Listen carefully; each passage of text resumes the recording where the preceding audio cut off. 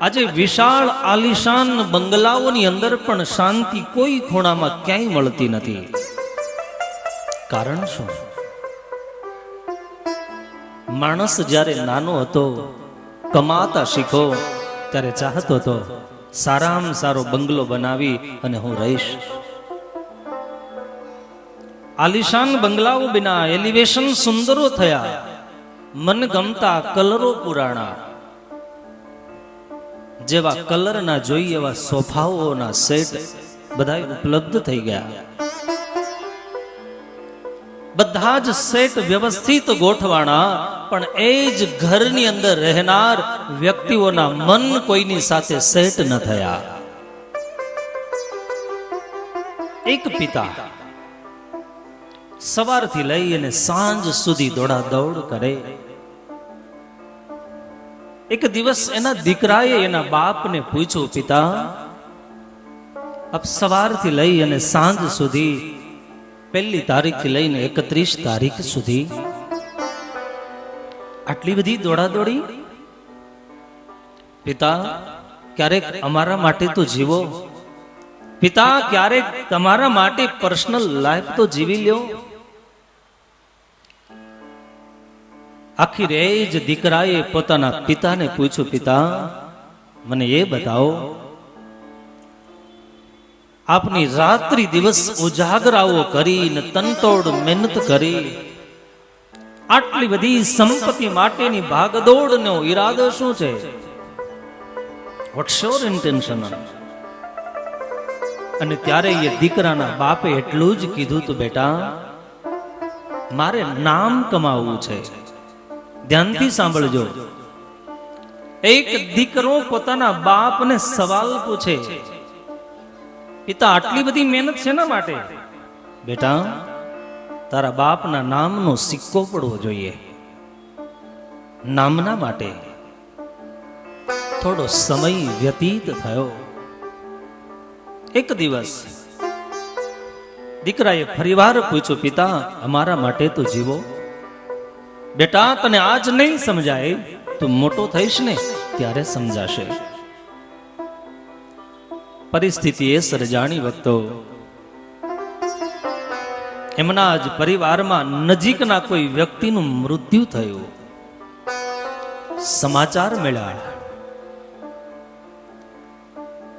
આખીર પારિવારિક સંબંધ બહુ નજીકનો હતો, એટલે અગ્નિ સંસ્કાર માટે પણ કમ્પલસરી જવું પડે એમ હતું. પણ એમની પાસે એટલોય સમય નહોતો. હોસ્પિટલમાં એને ફોન લગાડ્યો, અમારા વડીલનું મૃત્યુ થયું છે, તો ઘરે પહોંચવામાં કેટલો સમય લાગશે? અને ત્યારે હોસ્પિટલ વાળાએ એને જવાબ આપ્યો, હજી બોડીને પોસ્ટમોર્ટમ બાકી છે. પેલા વ્યક્તિએ રિસીવર મૂકી બીજી હોસ્પિટલમાં નંબર ડાયલ કર્યા. પોસ્ટમોર્ટમ વાળાને ફોન લગાડ્યો, અમારા વડીલ થોડા જ સમયમાં આવે છે, એને જલ્દીથી પોસ્ટમોર્ટમ કરી અને ઘરે પહોંચાડી દેજો, મારી પાસે સમય બહુ ઓછો છે.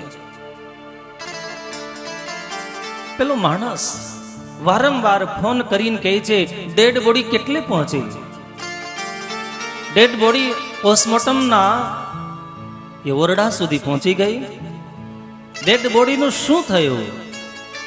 અને ત્યારે ભક્તો એના દીકરા એના બાપ પાસે જઈને હાથ પકડીને એટલું જ પૂછ્યું, પિતા, બહુ આપણા નજીકના માણસ હતા, એ નામથી તમે પરિચિત છો, એનું નામ કેમ બોલતા નથી? ત્યારે એનો પિતા એના દીકરાને કહે છે, બેટા, તને અકલ નથી? માણસ મરી જાય ને પછી એને ડેડ બોડી કહેવાય, એને નામથી ન બોલાવાય. શું નાના એવા દીકરાએ એના બાપને સમજાવીને કીધું છે, પિતા, મારે આપને એ જ કહેવું છે, આપ નામ માટે આટલી મોટી દોડાદોડ કરો છો, જ્યારે મરી જશો ત્યારે તો ડેડ બોડી બની જવાના છો. પિતા, નામ માટે આટલી બધી દોડાદોડી છે ને? યાદ રાખજો, આ સિચ્યુએશન એક વ્યક્તિની નથી, હરેક ઘરની અંદર આજ સાંપ્રત સમયમાં આજ પરિસ્થિતિ સર્જાણી છે. નથી દીકરાઓ માટે ટાઈમ, નથી પરિવાર માટે ટાઈમ. માર્કેટની અંદર પોતાનું નામ, પોતાની વેલ્યુ વધી જાય, એના માટે માણસ પરિવાર માટે રાત્રિ દિવસ આંખ ઉપર પાટાઓ બાંધી જિંદગીના છેલ્લા શ્વાસ સુધી દોટ મૂકીને દોડે છે.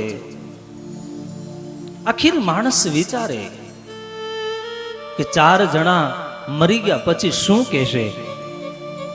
યાદ રાખજો, રામ બોલો ભાઈ રામ સિવાય કંઈ નહીં બોલે.